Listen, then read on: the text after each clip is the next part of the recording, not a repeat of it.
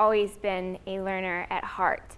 Since I was a child, asking the questions of why the sky is blue or why we have seasons. And it has led me to a college career pursuing a degree in engineering. But it has also led me to a question that I think we all get to at some point in our life. And that question is, what am I going to do in this world? How am I going to make a difference? Who will I be? How will the world know that I exist? And in asking this question, I have started taking these trips with Global Brigades. And I took a trip a year ago in January with about 13 other students, and we were setting up a medical brigade, much like a medical mobile clinic. And we were serving this small rural community in Ghana. And it really just sparked me in a way that is hard to describe. I ended up going from there and being so sparked by this opportunity and this experience that I applied for an internship with Global Brigades for that following summer, which was last summer. And through this internship, I didn't know a lot about what I was going to be doing. I just knew that I was going to go by myself for a month spent in Ghana, and that I was called a Sustainable Development Intern. And they had given us a thing to do before we left, and that was to come up with your project that you would work on for the entire month. And so I thought about everything, and I am interested in medicine, and my first visit to Ghana, I had gotten to speak with a midwife and just learn more about their maternal health and women's health in this country. And so I decided I'm going to do something with women's health. And so I had come up with this plan to use this midwife that I had first come in contact with to teach other midwives and to help them develop as a midwife community into sharing ideas and such. And so I had this idea I was going to do this, and I went to Ghana. And in the first few days, we did a couple activities in the community. In Ghana, they like to traditionally welcome people into their communities, and so they have dancing and drumming. And so we're doing the opening ceremony, and we're going throughout the streets, and I hear this, Elizabeth, Elizabeth. And I turn and look, and there stands a little boy named Emmanuel. And I had met Emmanuel my first time in Ghana, and he's a 12-year-old boy who I met in our public health station of the medical brigade. At this public health station, we give these lectures on malaria and water and nutrition and exercise and just things to prevent disease for the community members. And they're really long, and we give the same talk about 5 times a day for 4 days. And every day, Emmanuel was sitting in this station.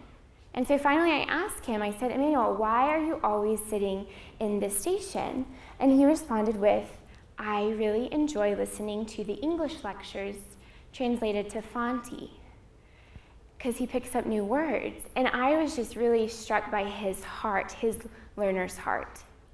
And so when I went back and I turned around to the sound of my name, and there stood Emmanuel, I was so excited. I didn't know if I would ever see him again, but I was ecstatic, and he was as well. So a couple days later, I was back in his same community, and I was looking at a brigade that was going on and kind of evaluating how the students were working in the brigade. And he comes up to me and he says, I want you to meet my mother. And I said, okay. So I called an interpreter over, and there's this small woman, and I walk up to her, and I am just raving about her son.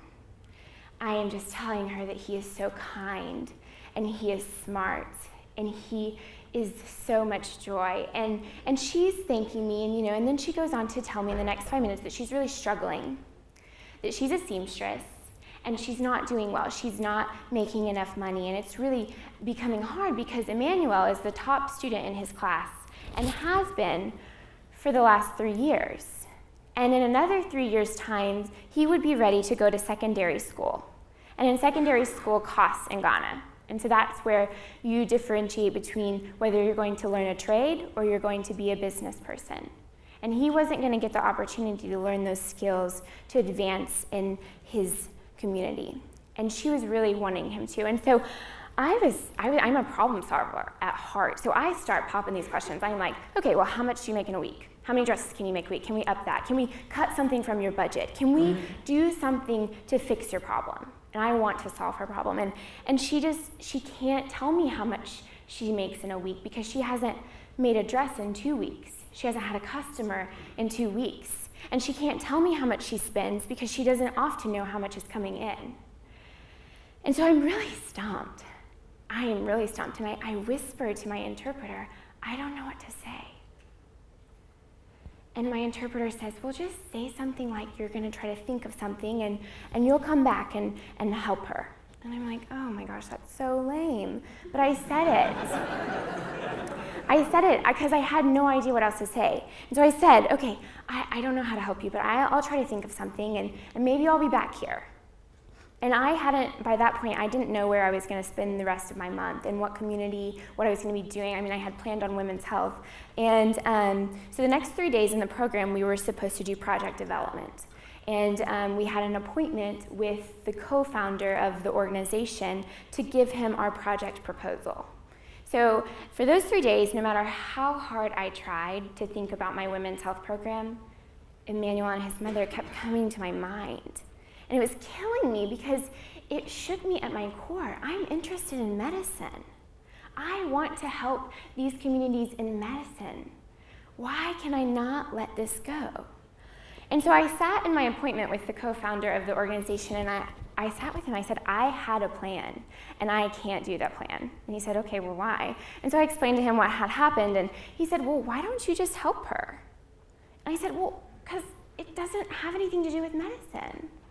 And I caught myself, and then that was the moment that I realized that medicine is so connected with health, or with wealth, and then that's connected with education, and that they're all connected, and that by helping in one way, you're really helping in another way. If she can figure out her financials and he can go to school, they could also pay for health insurance. And so I decided, okay, I'm gonna help this woman. And she had mentioned to me that she thought the problem with her business was that there was so much competition. There's like 8 seamstresses in this community, and there just doesn't need to be that many. And so I said, okay, I'm gonna eliminate the competition.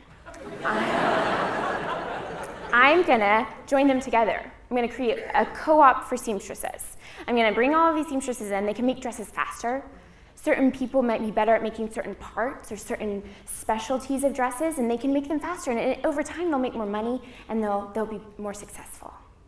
And so I go the next day, and I interview 7 other seamstresses.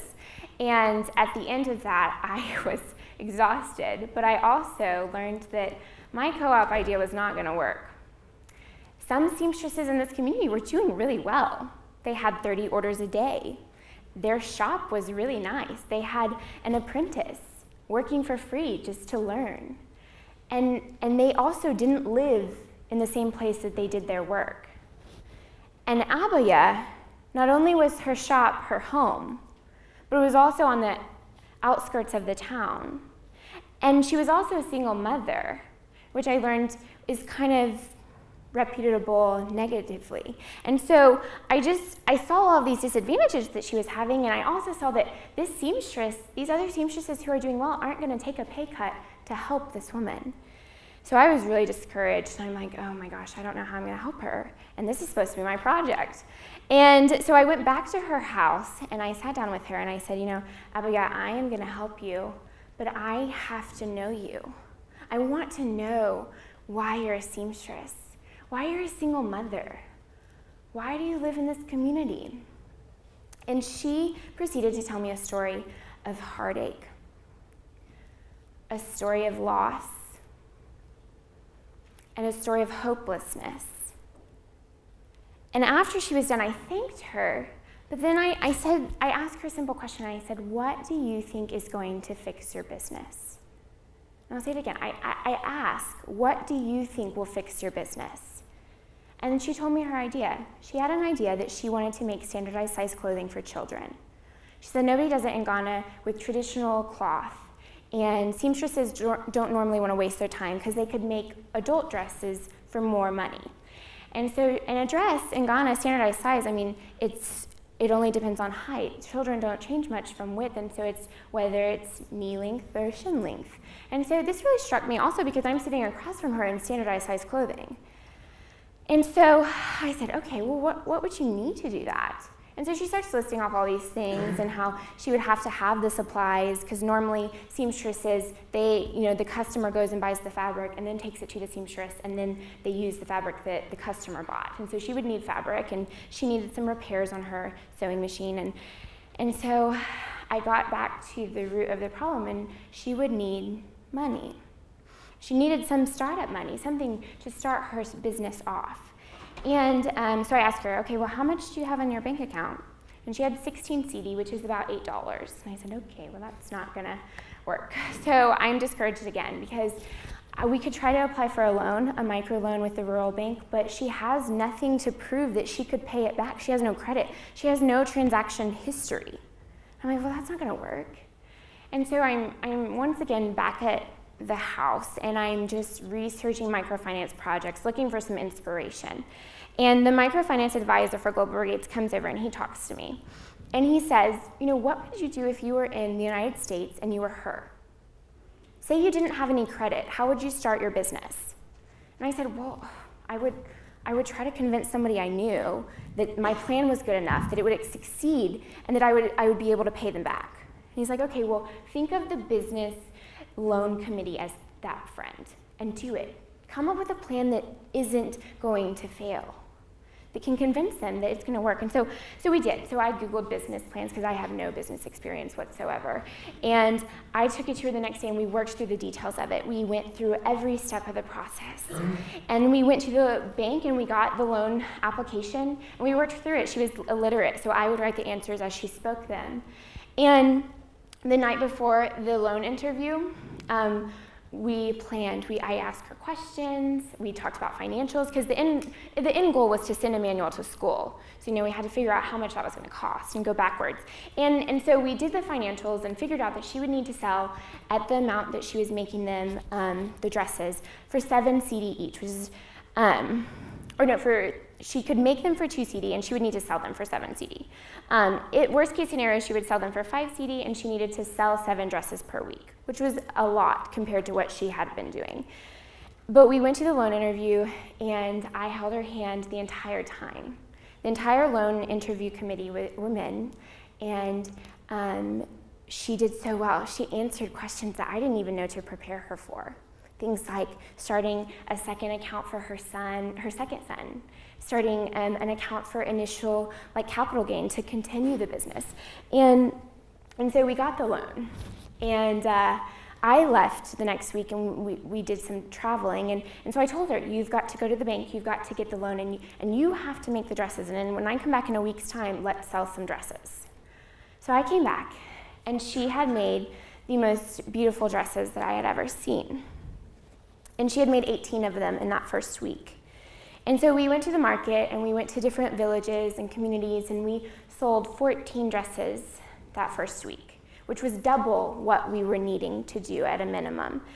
And what I really gathered from all of this was that it was nothing that I had, no money that I gave her, no skill or talent that I had acquired that I taught her. She did the sewing, she did the design work. It was me and sitting down with her and giving her my heart. And I think that what it brought me to is that instead of asking, well, what can I do to tell the world that I exist, I started asking, who could I lift up to tell the world that they exist? And I think that if we had a generation of people asking that question, we would see a world of lives changed, beginning with our own. Thank you.